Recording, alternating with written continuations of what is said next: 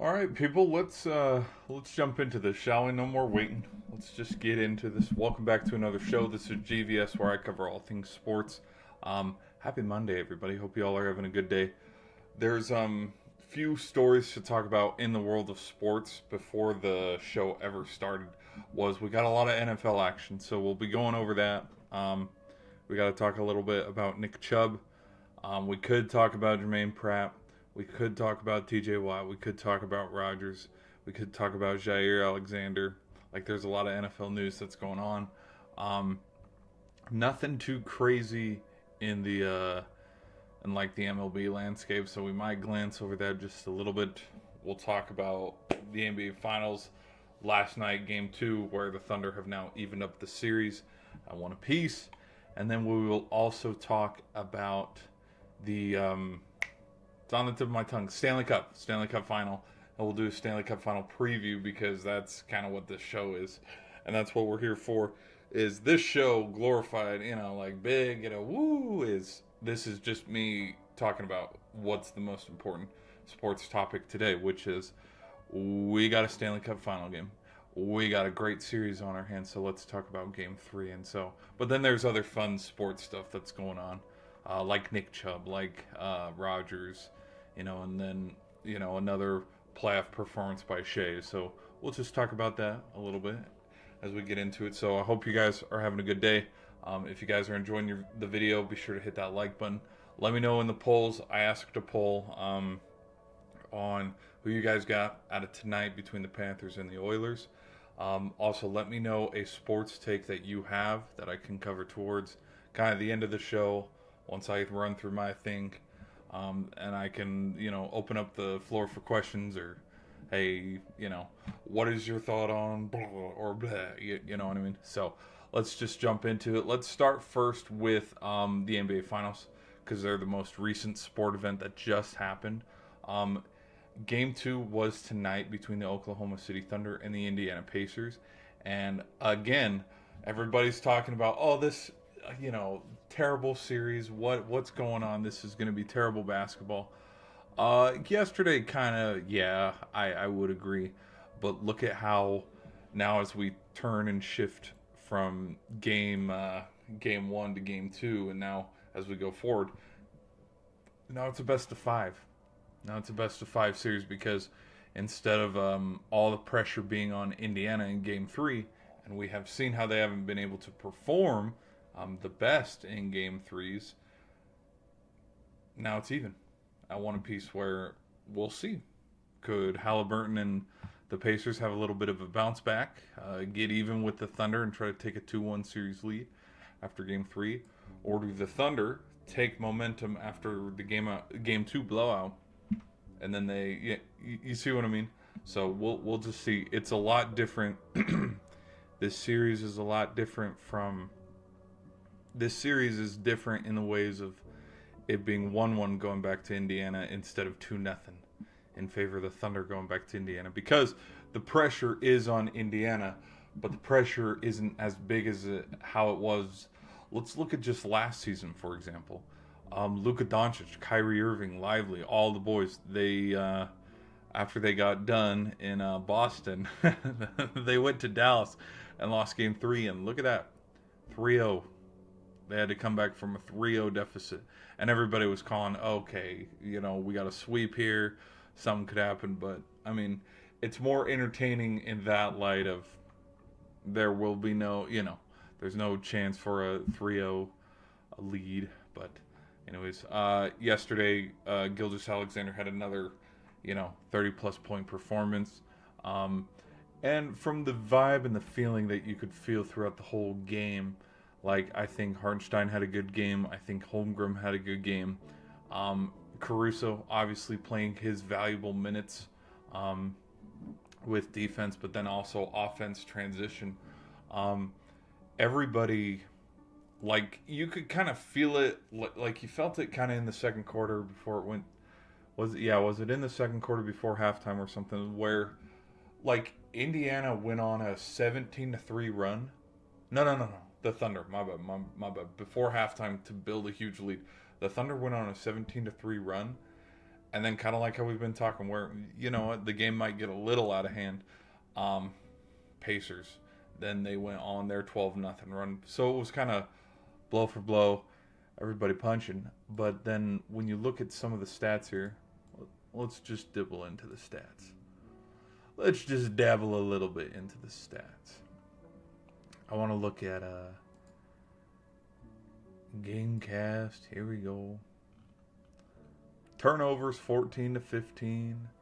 Thunder out rebounded them. Yeah, that makes sense. Team stats. Here we go. I want to see the biggest lead. Yeah, look at that. The largest lead the Thunder had at one point was 23 points. Points in the paint. Thunder dominated with 42. Any crazy? There was no, because remember how there was points off of turnovers in one of these past games. There wasn't a crazy stat with that.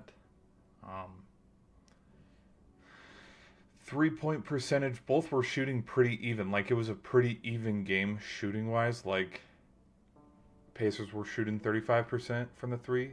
Thunder were shooting 38% from the three.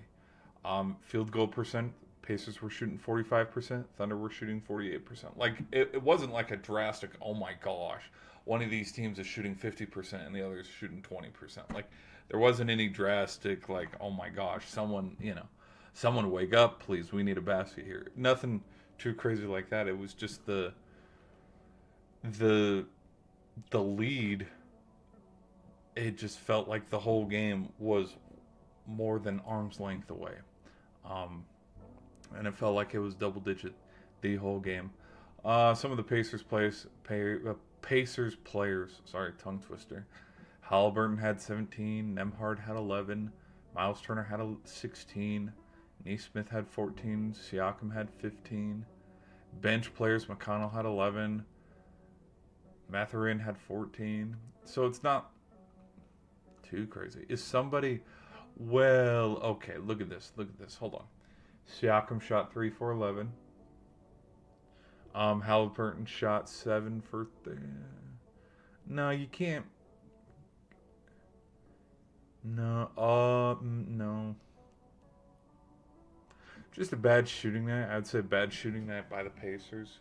Because you look at some of the other big players that need to show up. Nesmith and Siakam. When Halliburton, that's the other thing too, is Halliburton's the kind of player, and we've noticed it, and we've watched it in these NBA Finals, and we've watched it in these playoffs, is Halliburton can be a player that can go get 25 plus points, but that's not his game.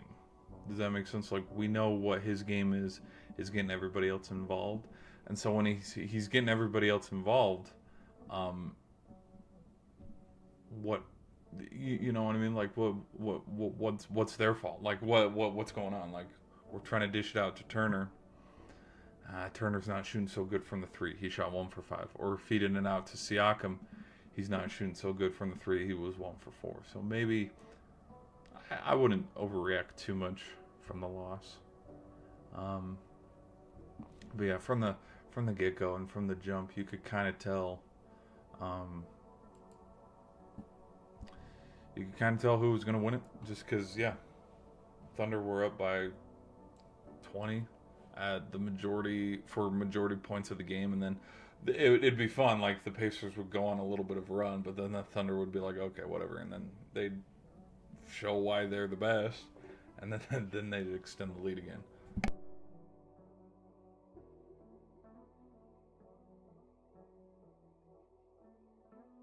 All right. Now let's talk a little bit about, because we do have some NFL news that just broke earlier this morning, and we'll probably circle back towards the end to just see we missing anything. Are there any last second stories that we did not cover? So, Jair Alexander, he was released from the Green Bay Packers today. I think that is just probably a contract dispute. From what it seems with just with stuff that's going on lately. I think I don't know what the market is for defensive players. And I don't know if the Packers met those demands, and that's probably why we're in the situation that we're in, because he's a pretty good player. Um, is he a Darrell Revis? No. Is he a Richard Sherman? No. Like, if you want to compare him against other, you know, players at the position now, like Patrick Surtain, who else is one of the better backs and corners in the league? The only one I can think of off the top of my head is Surtain.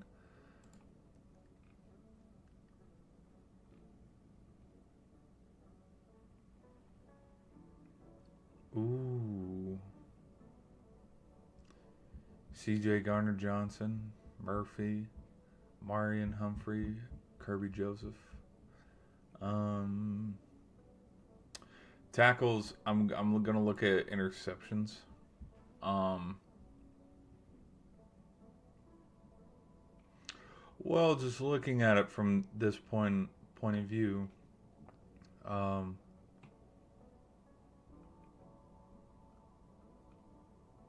okay, even on the Packers, Now there probably is context to this because, well, yeah, Xavier McKinney has more interceptions because they're thrown towards his side more because they're not thrown to Alexander's side. Um,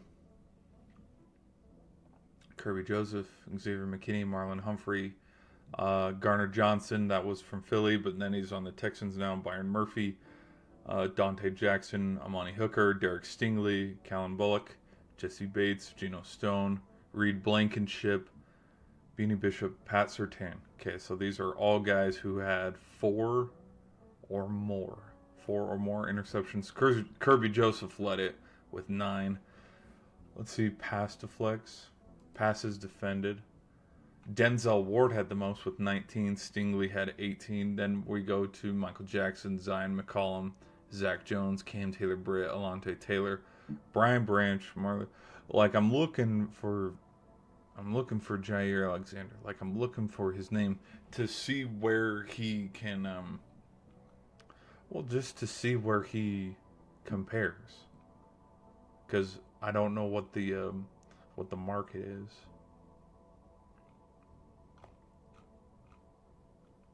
I can't. Hold on.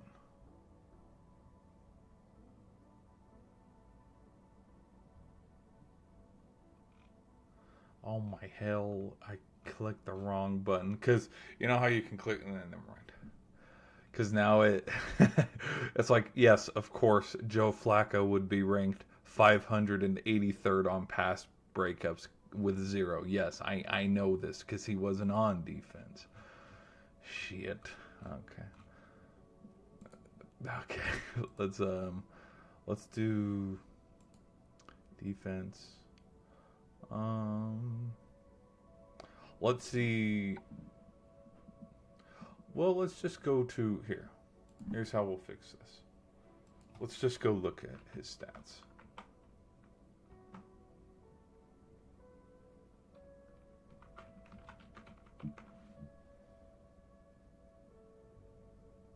No, not Shea Gilgeous-Alexander. Let's. All right. All right. So, okay. So we want to look status questionable. Well, okay. So was he dealing with injury? How many games did he play? In see. Okay. So he did not play. So he must have been injured after the Chicago game, because he played 1, 2, 3, 4, 5, 6, 7. He played 7 games last season. So that would definitely affect stats wise, only playing 7 games, because when you look at, well, he only had 15 tackles, 2 interceptions, and 7 pass breakups. When it's like, okay, he's tied for 38th, tied for 80th. Like when we want to size him up against his peers, it's like, well, no wonder he was injured. Totally skipped my mind on that. Well, you know, we know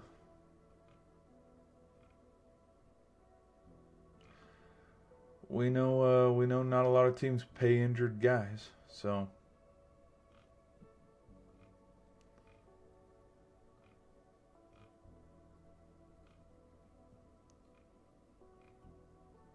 all right.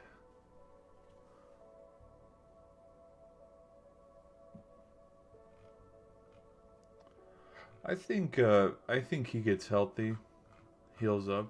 He wasn't a bad player. It's not like we're going, oh, phew, because I don't recall him getting beat on any deep balls or anything where it's like, okay, well, we certainly go, okay, you blew the game.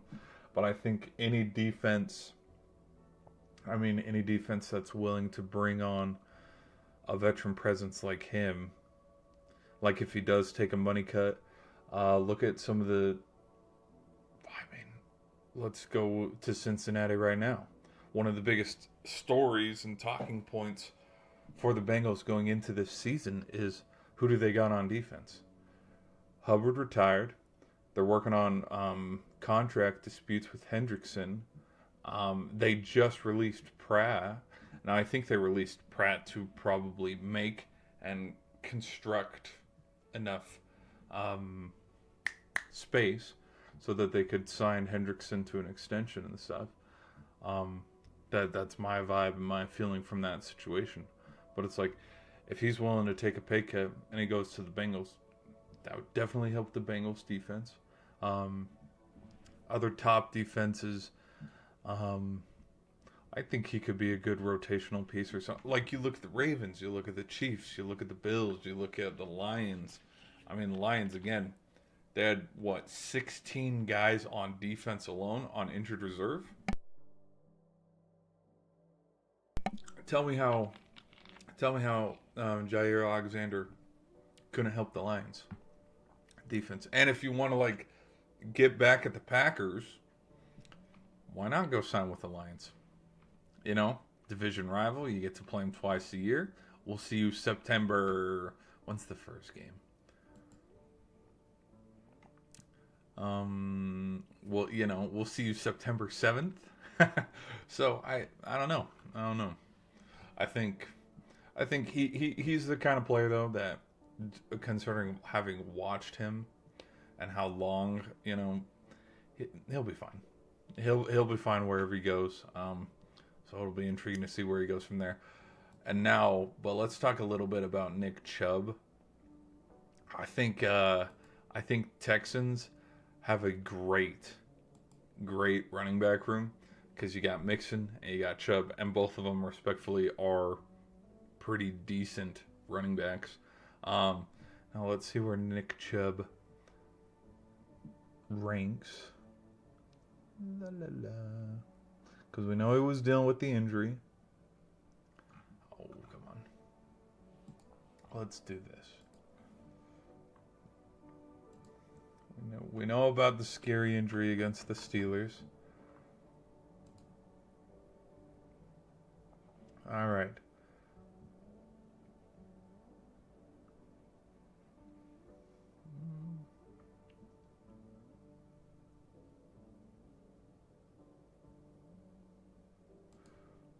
Well, he only played 8 games last year. So he is coming back from an injury, so let's,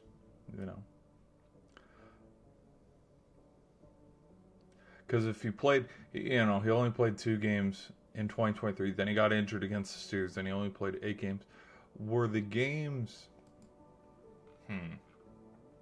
were the 8 games that he played in Cleveland last year towards the, let's just go double check. Were they towards the end of the season? Where it's like you're playing the last 8 games? Let me double check. Let's do some research here. Hold on. Yes, that's what it's looking like here, where his first game back was against the Bengals in October. So he played the Bengal game, the Raven game, the Charger game, the Saints game, the Steelers game in the snow, the Bronco game, the Steelers game again, and then the Kansas City game around Christmas, and then he didn't play another snap for the Browns. From what it looks like.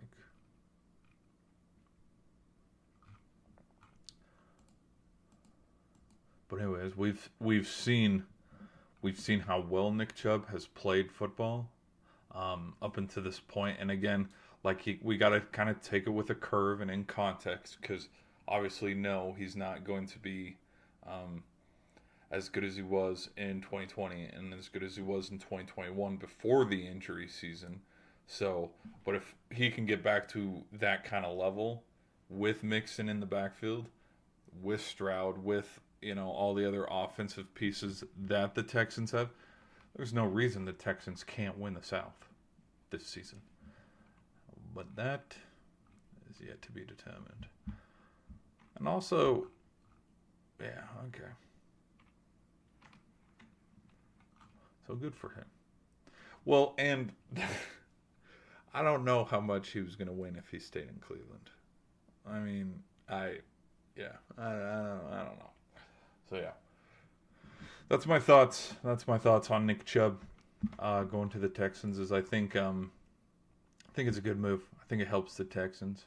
I still think he probably has another good 2-3 years left in him, and then he'll probably, because with running backs, and we've seen it, because Todd Gurley retired young, but again, Todd Gurley was like banged up to shit because he was dealing with injuries. Who are some other?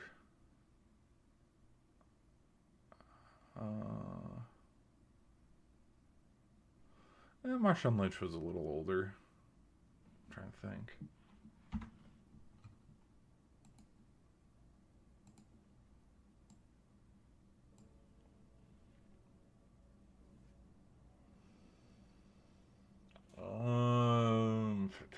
For the life of me, why can I not think of any running backs off the top of my head?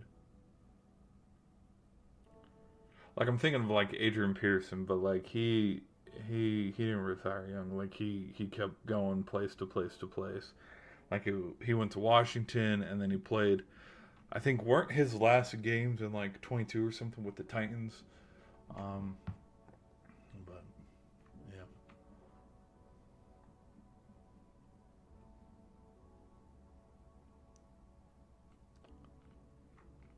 Okay. Okay.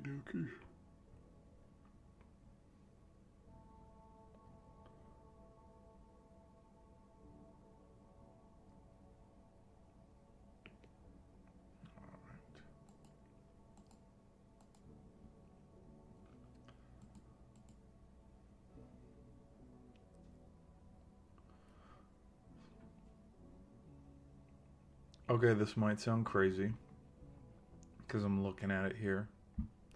Okay, so Derrick Henry. Oh my gosh. Because there was a time when we did put Derrick Henry, Nick Chubb, and Christian McCaffrey all in the same conversation. Jonathan Taylor was also in that conversation. What if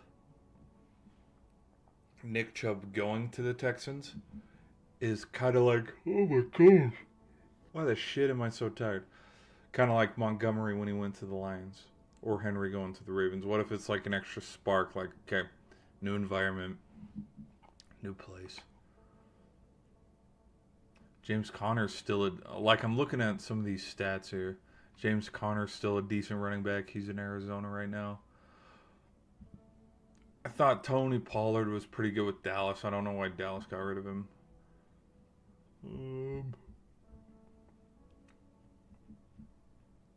I think Najee Harris on the Steelers might be decent. No. Chargers, my bad. He came from the Steelers. Who had the most rushing touchdowns? Wasn't it Saquon? No, it was Derrick Henry. Okay. Which we've seen the James Cook stuff.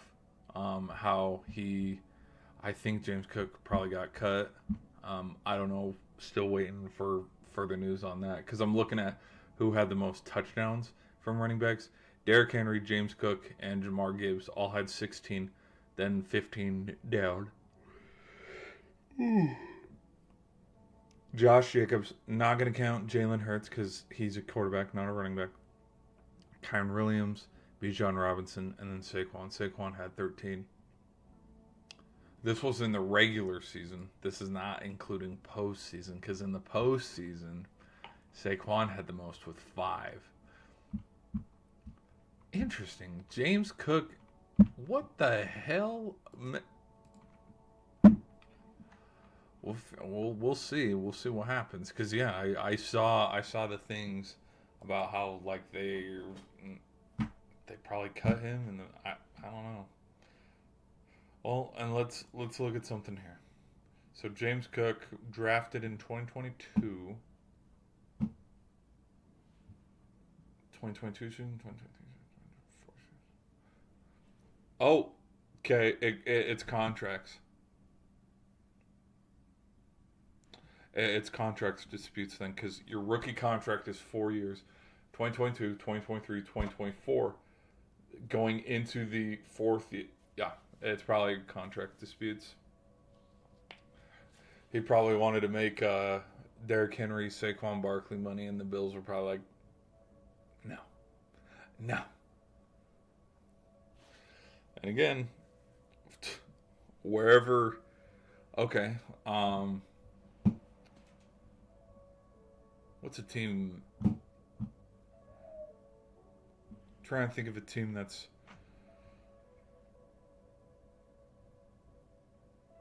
James Cook goes to the Steelers. Again, there's a polarizing gravitas that Rodgers has, but if there's contract disputes, James Cook could jump ship and go to the Steelers. I don't know why he would go to the Ravens, because they already got Henry and Jackson.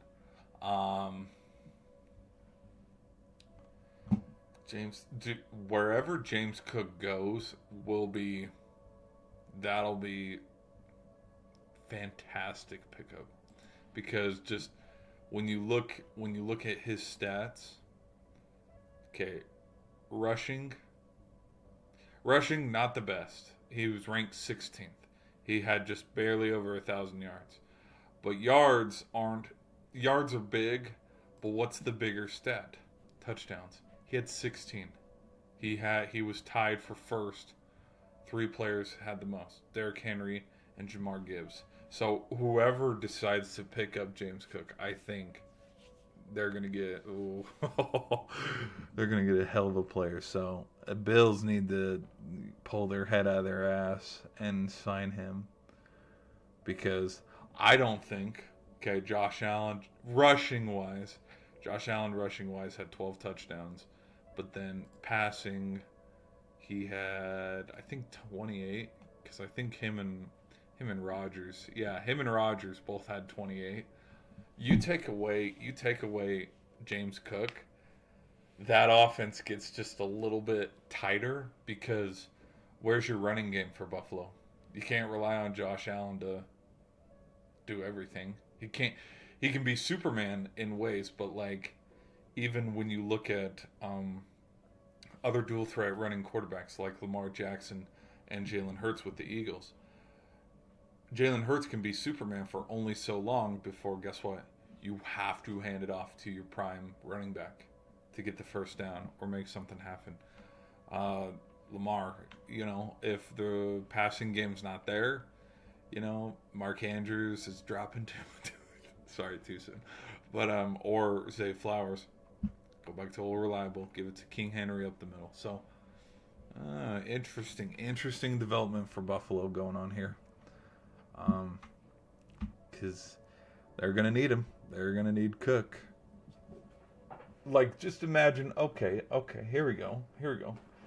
Let's look at some of the other...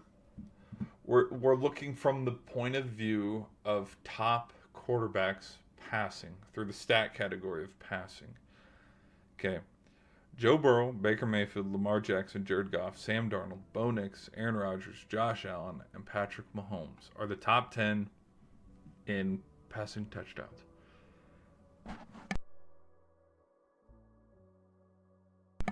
And again, this is all hypothetical because I'm overreacting to everything. You put James Cook with the Bengals, that offense just gets that much better. You put James Cook with Baker Mayfield, Bucky Irving, Mike Evans, and the Tampa Bay Buccaneers, the Buccaneers get that much better. I don't think he would go to the Ravens because, again, there's already Jackson and Henry. Don't think he'd go to the Lions because there's already Jahmyr Gibbs, Now,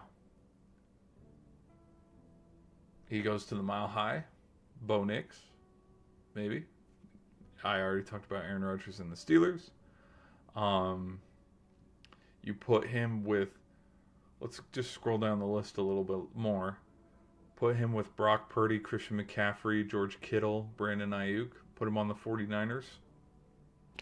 That 49ers offense. Because I think Cook, the amount of production that you get from Cook could definitely make up for the production that was lacking last season that you might potentially miss if he did have a bounce back season with Deebo Samuel. So I think that would definitely help. Two-headed tandem, like let's look at Matthew Stafford. Two-headed tandem with Cook and Kyren Williams in LA. I think, wow, okay. I think James Cook, wherever he goes, damn. And again, you throw James Cook in the same backfield as... Damn it. I shouldn't be yawning. If we put James Cook in the same backfield as Saquon Barkley, the Eagles are going back to back, dude. But we'll see. Holy shit, we'll see. This is a fun, interesting developing story. Like, this is a fun developing story. I want to follow this a little more. Because it's as if, let's take touchdowns, okay? Importance of touchdowns, okay? It's as if you take Baker Mayfield, because, again, the most important stat, whether offense or defense, is touchdowns, because it's what wins the game. You take, because it went Henry, Cook, and Gibbs, because they were the top three. You take the top three passing quarterbacks in the NFL: Joe Burrow, Baker Mayfield, Lamar Jackson. It's like the Ravens getting rid of Lamar, or the Bengals getting rid of Joe Burrow. Like, there will be, like, hey, whichever team Lamar's going to, he's going to affect them greatly. So, interesting. We'll have to follow this one closely.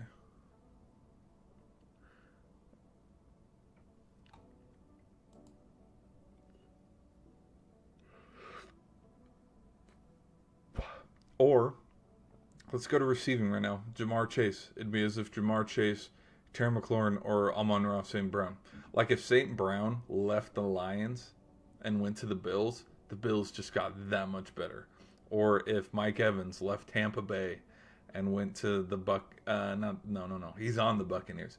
But if Mike Evans left the Bucs and went to the Bengals, holy shit. There's no excuse for them to lose a Super Bowl other than the fact that they'll score 40-something points and their defense will give up 40-something and 1 points. Holy shit, it's fun to look at stats. Okay, but we're not here to look at stats. Let's talk about, sorry, I've been rambling, people. Let's talk about, let's close the show out. We've been rambling a little too much on getting caught up in some of the fun stories around the NFL, whether it's Rodgers, whether it's Alexander or Chubb. Let's talk about now what we got going on tonight, which is Game 3 of the Stanley Cup Final.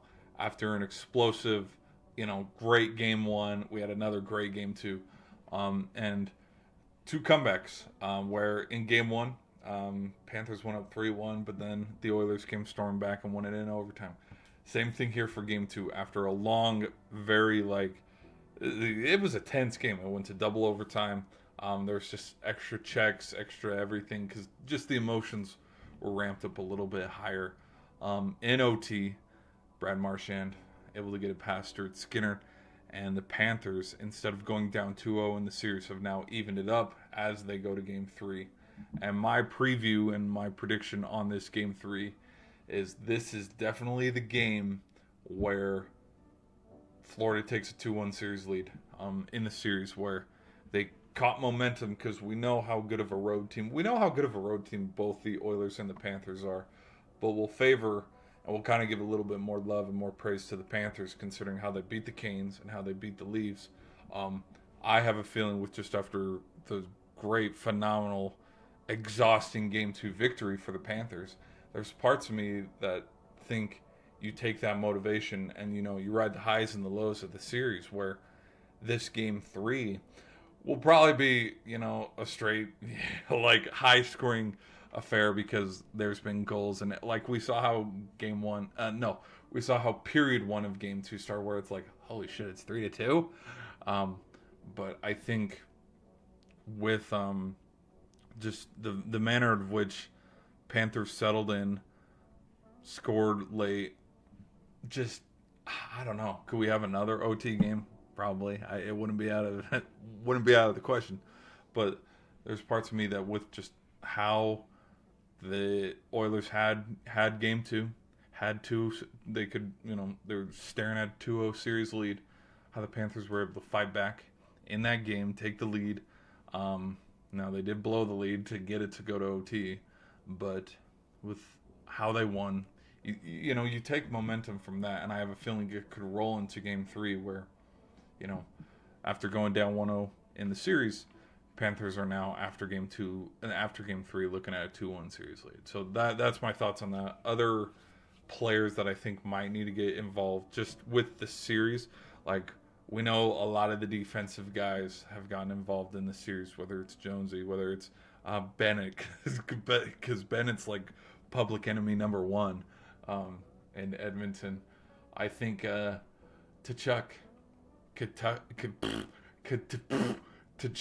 and Verhaeghe, I have a feeling might have a big game tonight. Just because I just have a feeling like after just a couple rest days, offense comes out swinging in this game. I don't know. Like, I don't see a goalie masterclass in the way of a shutout. Like, I don't see it today. Like, I can still see just high scoring games because we've seen it. Bobrovsky can't stop Draisaitl. Like, Draisaitl's been able to get some past.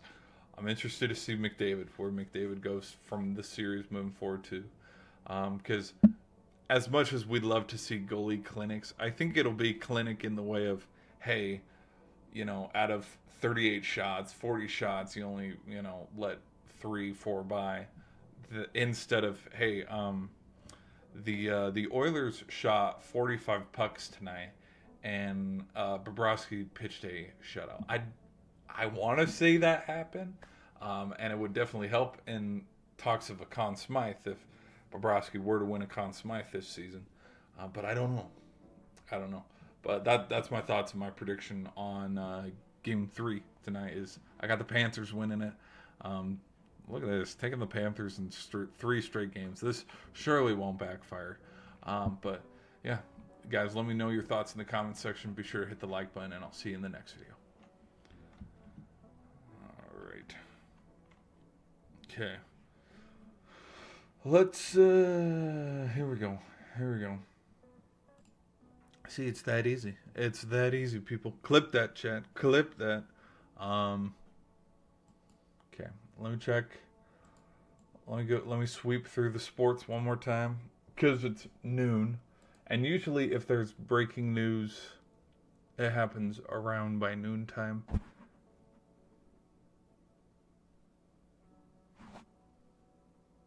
I saw the thing about the NCAA. I'm gonna wait till that. Yeah, because I'm reading some articles here. We'll wait on that one. We'll come back to that one. We'll circle back. Let's give it a week, 2 weeks. We'll circle back. Scroll through here. Judge homers off Red Sox rookie after jab at Yankees. Yeah, what? No shit. I did see that where it's like, even if they were the last team, I wouldn't sign. It's like, oh boy, you better either pitch a shutout or they're going deep on you. And wouldn't you know it, Judge steps up to the plate. 450, dead center. Here we go. Packers to release Colts. Source Bengals to release longtime linebacker Pratt. Yeah, and with the Bengals releasing Jermaine Pratt, like, I don't know. I don't know how you can look and say, okay, the Bengals are getting better. Like, I don't know.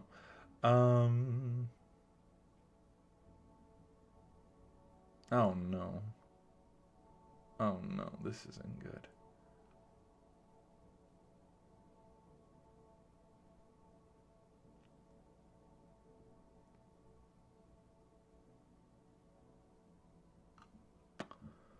Well,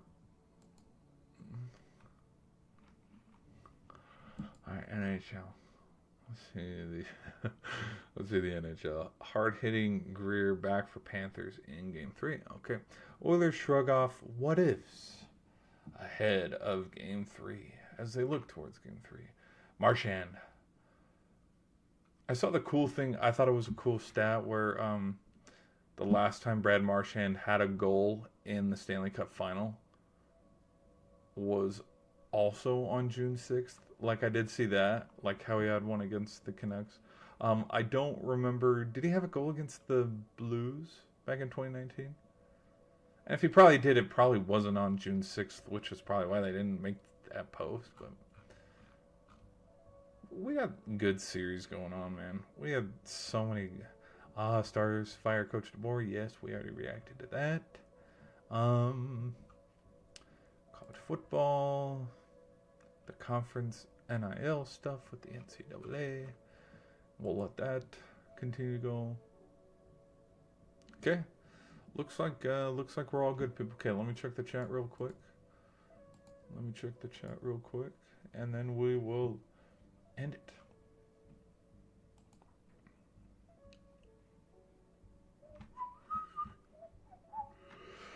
Oh my gosh.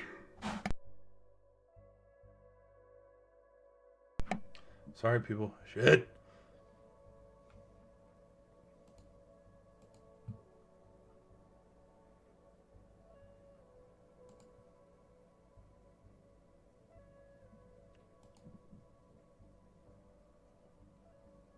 All right. Okay, we'll end the stream there. Pretty quiet, which is good, which is fine. So people on the shorts end, we're gonna do a hard out here.